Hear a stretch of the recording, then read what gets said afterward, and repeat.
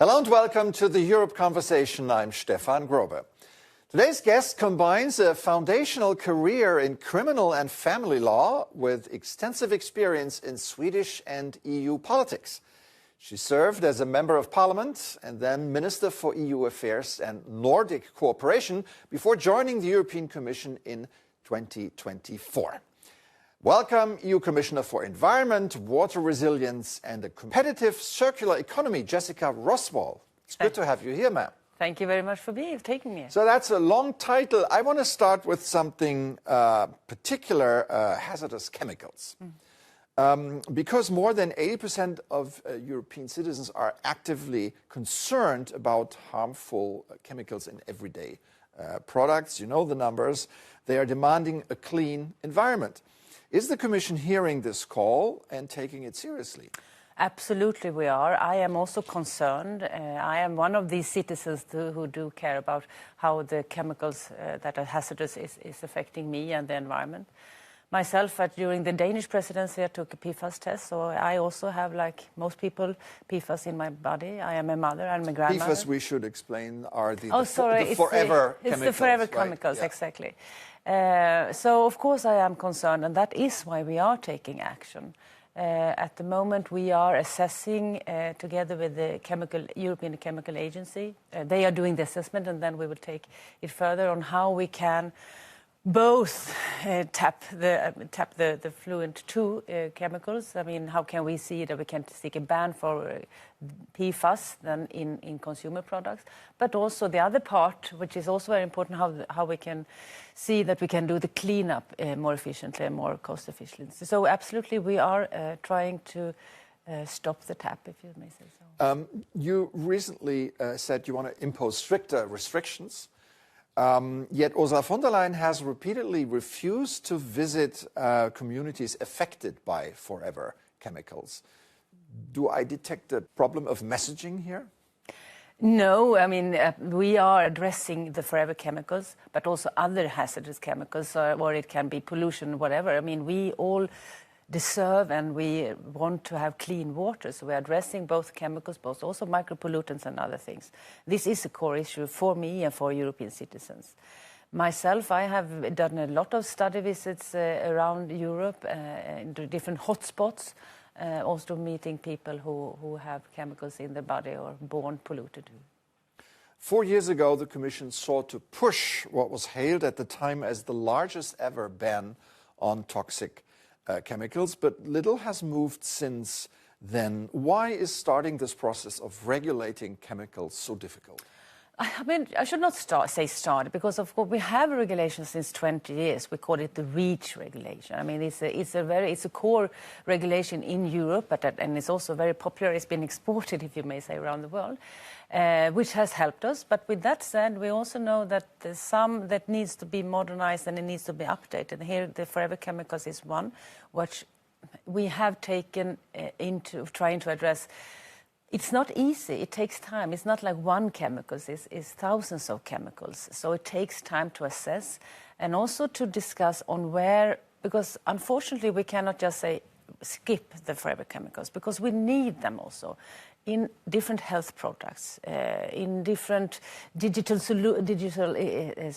So the other core issue for me here is to say, okay, if we don't have substitution on this, whatever product it is, that is necessary for our daily life, then we need to safeguard that the substances doesn't go out in the nature or in people's bodies. I think we are addressing it as fast as possible, but it is a complex question. Moving on to another of your competences, and that is water.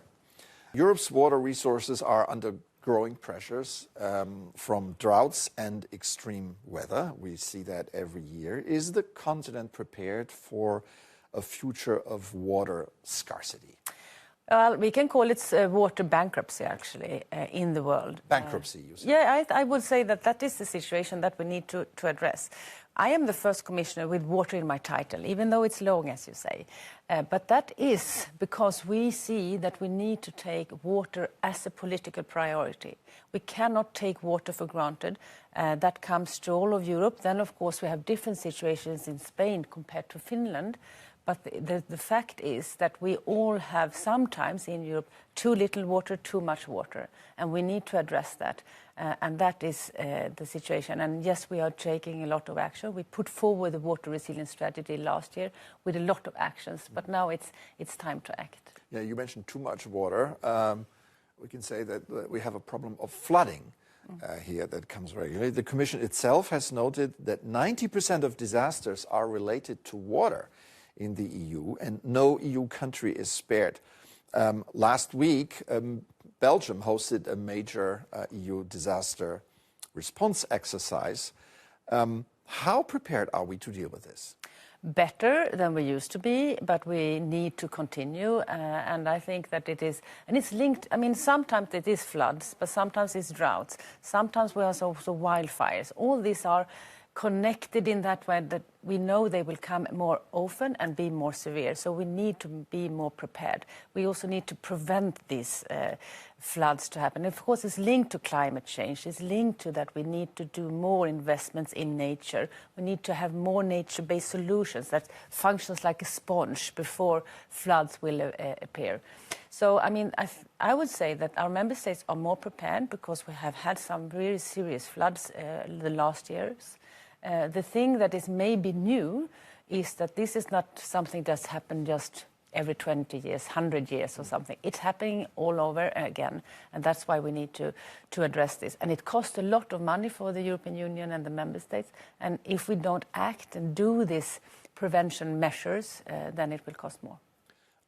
In the past, farmers have staged big protests here in Brussels against strict environmental rules introduced by the European Union, including pesticide limits and nitrogen emission targets, arguing that these threaten their livelihoods.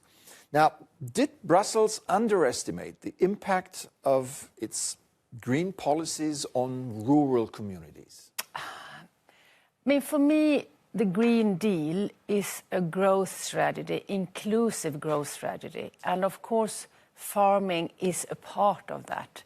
And that is not only because it is, according to me, the competitive advantages Europe have, but also because it's about future-proofing our industries and our farming's agriculture sector.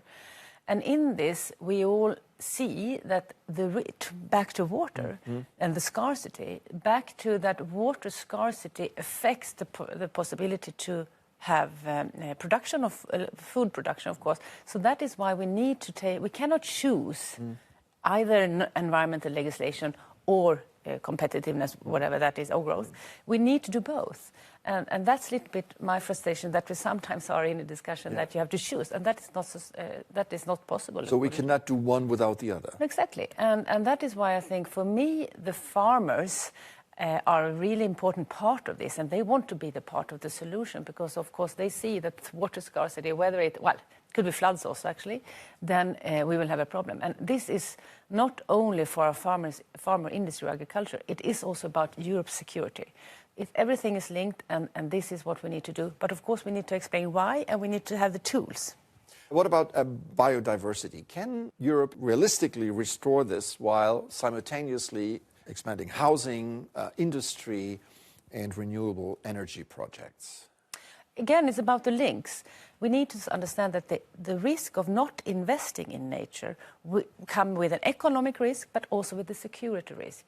And that's what we have to understand. And that's why I think this is an investment in our future, which we don't have a choice to do. We need to do it. And then, of course, we need to do it efficiently, and we need to do it gradually so everybody can follow. Later this year, the Circular Economy Act is expected to be adopted. What is its role in all of this? A lot of roles. It has a lot of legs, but it is, if I may start with that, the latest conflict that we have that is affecting us is the crisis in the Middle East and the war in Iran. That again shows us that dependency comes with a cost. And that is not only linked to energy, of course, that is what we also discuss a lot, rightly so, but also because we are dependent on fossils when it comes to other products in our society. But also we are dependent on critical raw materials, for example. So and that is not only Europe that needs these critical raw materials, it's also everyone else in the world. And the fight for these materials are getting tougher. So we need to be more self-sufficient, and that where circularity plays a crucial role to use the materials that we have within Europe in Europe in a more efficient way. We are a gold mine actually, but we don't use it. Right. So critics have argued that the text is focused too heavily on recycling and does not put enough emphasis on overproduction and overconsumption, which is also a threat to competitiveness. Do these critics have a point? A lot of people, when we think about circularity, we tend to go to recycling, which is one part, when it's an important part, but we also need to do the reuse and how we consume. I think that is the whole part of circularity. I think that circularity is actually a kind of new revolution that we are into. We are now in a linear model, which we have been for a long time. I respect it takes some time to turn that to a circular, but this is what we are into now. So I think that we cannot see circularity as only recycling or reuse, or it has to be the whole circle. I would say that we all need to have a change of mindset. Because the climate change demands that, because the resources that we use demands that, and the current geopolitical situation demands that. We are dependent on these materials, a lot of them, and we need to use them. We need to get rid of dependency, whatever that is. So I think that is one thing. But then, of course, it's easier said than done, because we know that the virgin materials today is cheaper than secondary materials. There is a lot of hindrance in the single market that we need to address. So I think that it's not only me as a consumer to have this change of mindset, me as a policymaker, businesses, policymakers, whatever, we all need to have this change of mindset. Should consumers expect to pay more if Europe fully embraces the circular economy model? That is what we see today. As I said, the secondary materials is today more expensive, and that is why we need to get the answers on how to make the business case for secondary materials. And that is what we will try to address in the Circular Economy Act. Because people or industries, business to business, are neither interested today to do that extra payment. Of course, we have a lot of extra costs for energy and so forth, so we need to find that business case. And I think it's possible, because virgin materials is also scarce and weaponized sometimes. So, of course, there should be a business case in this. You mentioned earlier climate change and the impact on the environment is increasingly seen as a security issue in the political discourse. Should environmental policy now be considered as part of Europe's defense strategy? Yes, I think so. I can explain. Please do. Because I see that, because there is a lot of examples. Back to water, which is not only a resource like anyone else. We need water for our daily life, we need it for energy production, we need it for food production. And when water gets scarce, we are in trouble, and that eventually is also a security threat to us, not only food production, but also on a global perspective. We know that water is also driving conflicts and so forth. So that is one part of the defense angle and security angle. We also see nature as a natural border. We see it in Poland and Finland, how you can turn wetlands into border controls, make it more difficult. So I mean, this is for an invasion to pass. So there is two sides of that. But I would argue the main thing is that biodiversity loss, crop loss, floods and droughts is a security threat. And that's not only me who's saying that.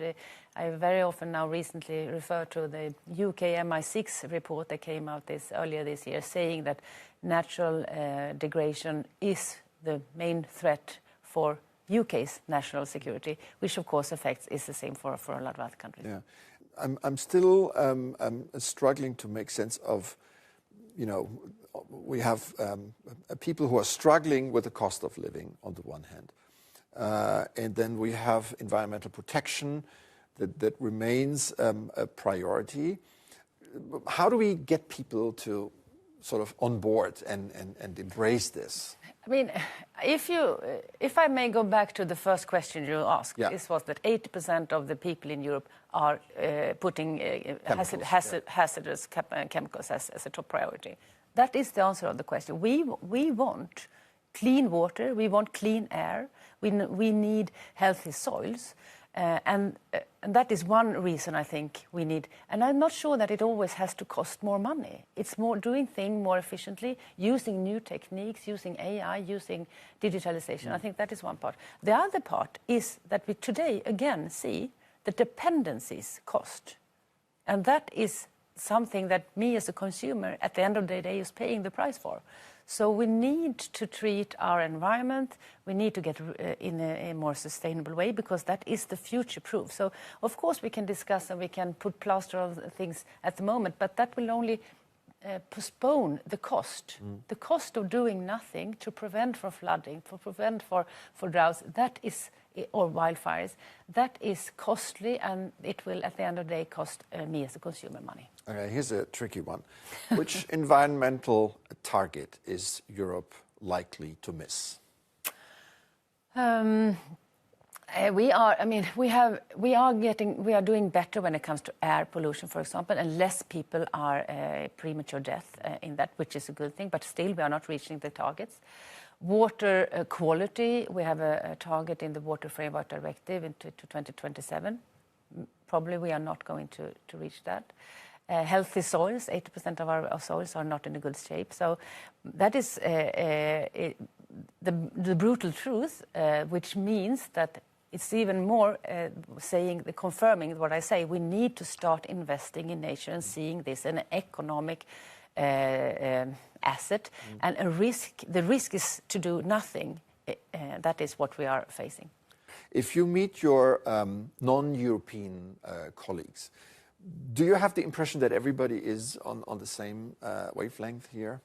Not everyone, of course, because we are a lot of states around the world. But I feel, and it of course, we know that multilateralism and cooperation getting harder and harder now due to a lot of reasons. But I feel that there is this ask for Europe to stand firm and stand in the front line, because I also need a lot of states around the world that is heavily affected from climate change or nature or plastic pollution. And there is a lot of cooperation around that. So I feel that there is also a lot of willingness to move forward in the multilateralism. And how problematic is it for you that the United States have basically left the global climate endeavors? So U.S. is and will always be an important partner for Europe and our countries. So when I talk about, I've been to G7, G20, discussing desertification on the desertification cup coming up, or plastic pollution. Of course we have differences, but also seeing the benefit of cooperation is also there. So I'm trying to move forward, because the water issue, the broken water cycle, that is not one member state. That is something that we need to work together on. So I'm trying to move forward on things that we can cooperate. Critical raw materials, for example, we just recently did an agreement with the US on that. So that's a little bit how I try to work. But with that said, of course, the multilateralism, the global cooperation is difficult today. If your term ended tomorrow, what would be your biggest failure? I usually get the question, what do you want to achieve? Well, if we have not moved the needle, actually reset the clock in one way when it comes to circularity, because the dependency, as we see today, is really, it is here. So we need to do something more on circularity, and it's linked to environment and water, actually. So I hope that we can. So I did not answer your question then. I hope that this will be a successful mandate, and that we connect the dots that it cannot be seen as environmental is in one silo. This has to be horizontal. Okay, now I have to ask you what you consider your biggest achievement. Oh, then it will be that if I can help to bring different sectors on board on the investment part on nature, that would be my biggest achievement. All right, Jessica Roswall, thank you very much. EU Commissioner for the Environment and many other things. Thanks for a very interesting conversation. Thank you very much for having me.